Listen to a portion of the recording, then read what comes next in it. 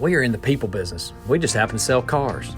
Gosh, we said that for a long time around here, but what does that really mean?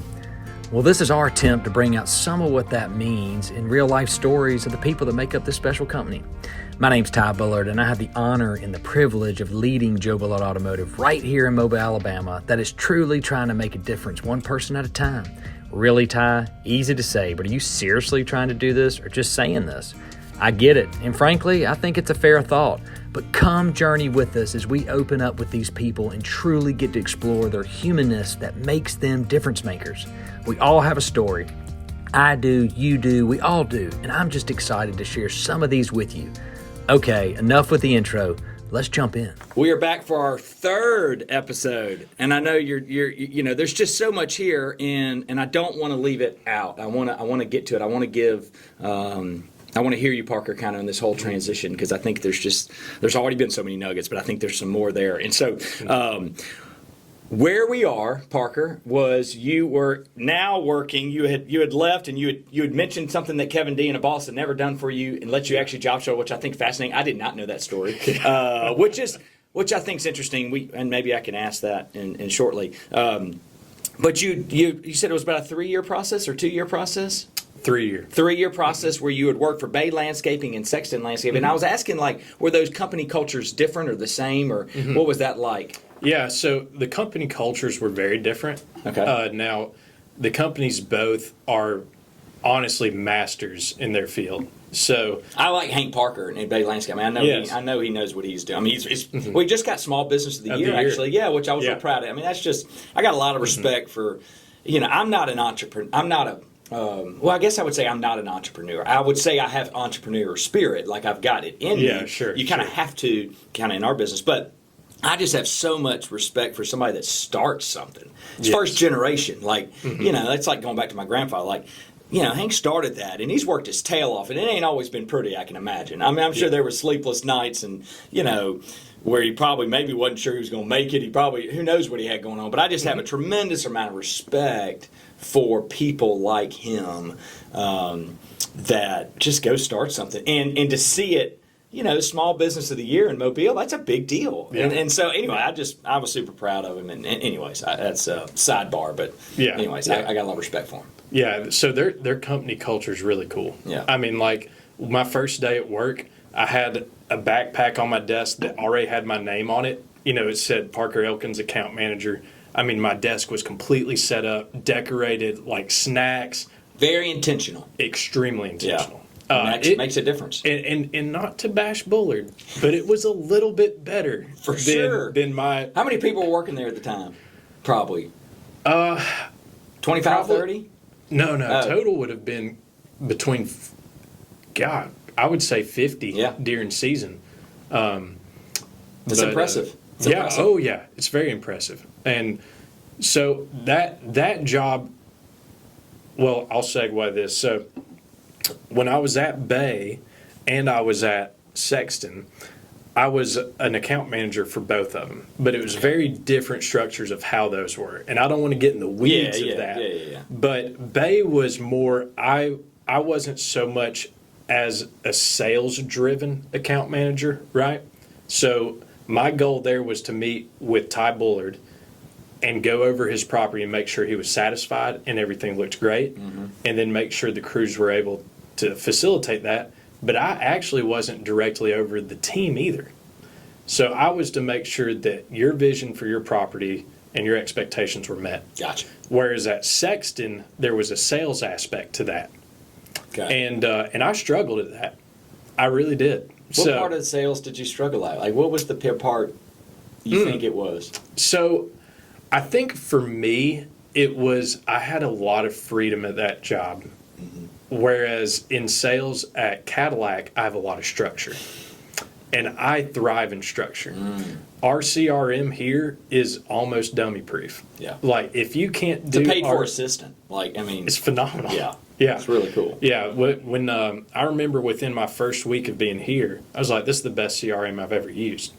And so at Sexton, they were really, really good at saying, you know what, Parker, your time's valuable, and we trust you, and we want you to be able to manage your time. I'm not really good at managing my time. So because of that, I didn't thrive in that position. Interesting.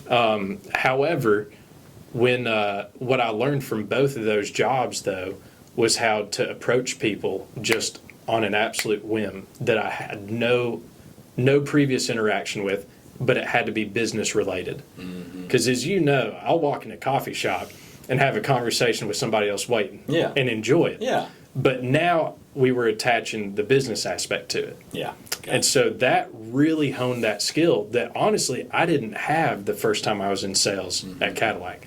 I mean, seven cars in your first 7 weeks, not good. Okay, not setting the world on fire. Not good for anybody. No, not good for the store. Not good for you. I remember being so nervous too. I was like, man, I'm really not really not performing. They said it was going to be better. Yeah, so interesting perspective. I love that you realize that you thrive in structure. So because I think once again, if you're kind of a manager or leader of people watching this, I think sometimes we can trip ourselves up thinking that people, well, I don't want to micromanage them. I want to trust them. I want to hire them to do their job, let them be that. But there is a reason that you got to have some structure in place, and you got to have some walls and some processes in place.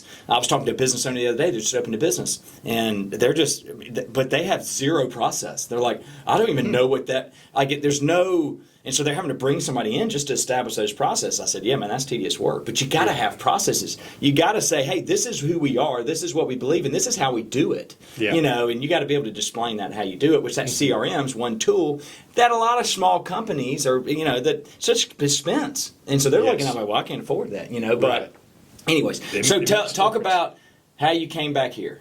All right. So, that's a vulnerable place right there. So to follow up on, I wasn't very good at what I was doing. Yeah. So I actually lost a contract at Sexton Landscape that was massive. And I also was not producing enough sales outside of that contract. Yeah. So that was a very humbling time for me. It was really hard to hear. But I got laid off. And it was my first for real layoff. And they were respectful about it. They treated me very well. They let me work out my 2 weeks. They let me interview wherever I wanted. And he said, take all the time you need. So, for that period of my life, I've got all the respect for the way it was handled. So Sid Sexton personally hired me, and he personally laid me off. And that I have a huge respect for. And for other business owners, that matters. So, if you hire somebody, be kind enough to let them go and not just let somebody else do it. That's a great point. If that makes sense. That's a great point. Not a lot of people run from that. Yeah, it's uncomfortable. Yeah. So he went through that with me, and so ironically, I didn't come straight here though. So I did call Alex Escobel. Yeah. And then I said, hey man, I just got laid off, and I'm looking for a position. And so I had an interview set with here, and I had an interview set with JBT Power, selling tractors. They were our top supplier of large equipment at Sexton. So I went and I actually worked there because I had Saturdays off, and worked there for 4 months. And I've got all the respect for them as well, but that didn't work out for me. So, and I won't go into the story of that, but what it did, though, was it immediately segued into, you know what, I'm going to reach back out to Joe Bullard one more time. So I reached out to Alex, and he was like, Parker, you kidding me, man? And I was like, no, I'm not.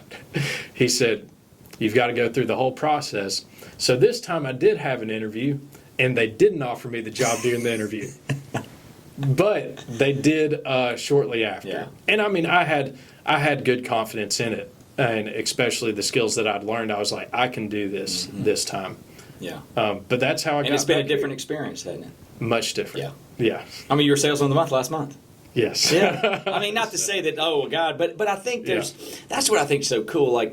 And I think some people like me, or you're a business owner, and maybe for the business owners that are listening, like there's a sense of something like you got to swallow as a business owner. Like you got to sometimes there's a development process for people. And like just hearing your story, your steps of your story, there were some critical moments here that in your story that we could not have created or served you. No. You had to go and get some of these, these experiences. And I really appreciate your vulnerability. I can only imagine how hard that is to hear, when you're, kind of that laid off. So I appreciate you sharing that. I know that was hard. I know that's a vulnerable spot for you. But I can imagine that is, you probably look back now saying that, there's a tremendous amount of learning from that. I mean, that's something you'll probably sit down with your child one day and walk through and say, let me tell you, so I think you'll kind of cherish that in a way. It's almost like a gift from him. But I love the way you say Mr. Sexton handled himself, because I think that is an important part of it. But like you got to go kind of, that's why when people leave or people try something else, I don't take it offensively. Like it's part of your process, and it's part of like, sometimes you gotta, sometimes like we're not the place everybody needs to work the whole time. Like that's part of it. Like that's not, but they also have to kind of get it out of their system in a way. And so here's a question that I'm super, granted, when I knew you were coming back, well, part of me says, when they come back a second time, there's a loyalty there that you can't get anywhere else. Like because they've sometimes they've experienced other things, and like some old people like the grass ain't always greener, and or as Dean Hogan says, grass is greener just over a septic tank. But anyways, tell me. So I think it's important. You're a young guy that's in the car business. You went to college. You never sought out the car business necessarily, but you're in it now, and it's where you're thriving in your career.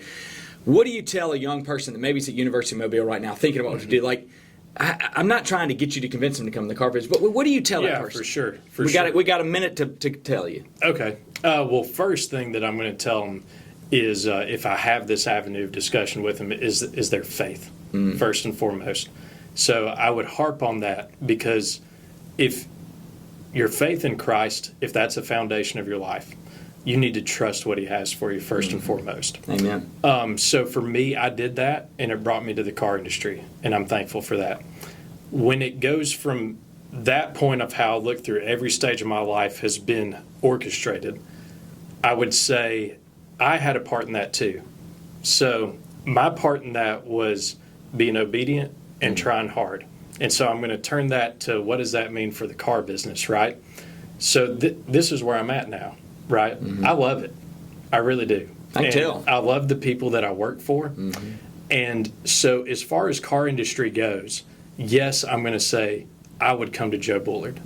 But I would even more so say, look at your leaders in that actual business itself, right? Go somewhere that's a family-owned business. Go somewhere that is a Christ-centered, or at least has a strong moral conviction to do good for other people. Because you can go in the car business and go work for some massive national corporation, and you can do well there.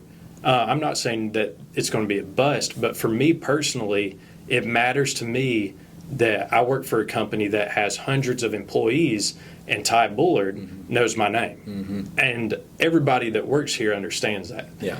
And so, my sales pitch for the car industry for a young person is the car industry, it's great. There's so many different jobs within it, and it's not going to disappear. Because America, whether we like it or not, our entire ecosystem, right, of business is built around the automobile, at least at this point. Yeah. So Good there's point. just so many opportunities. So I would say if you have an interest in it, come talk to somebody that's in it and understands it. But give it a shot. It is fun, and you get to meet a ton of good people. Parker, we could sit here all day and I could ask you questions, because I think you just have such a great, I just love your perspective and kind of what you bring. Anyways, this has been a lot of fun, but I appreciate you saying that. I just think somebody may be watching saying, that's uncomfortable with me, or I don't know. But I think hearing, know who you're going to work for, know who you're going to work with, know the basis of that, and that's such a good evaluation tool that you need to do when you're kind of looking at what you're going to do. Because like I said, you could do it in a lot of different places. But, for sure. anyways, that's cool. Parker, thank you so much. You're welcome. Thank you for coming on your off day, coming and sharing a little of your wisdom with us and just your experience and your journey. There's a ton more here that we'll do again. And I just appreciate you coming on. You're Thank you welcome, for Ty. what you do for us. Thanks. Guys, till next time, we'll see you.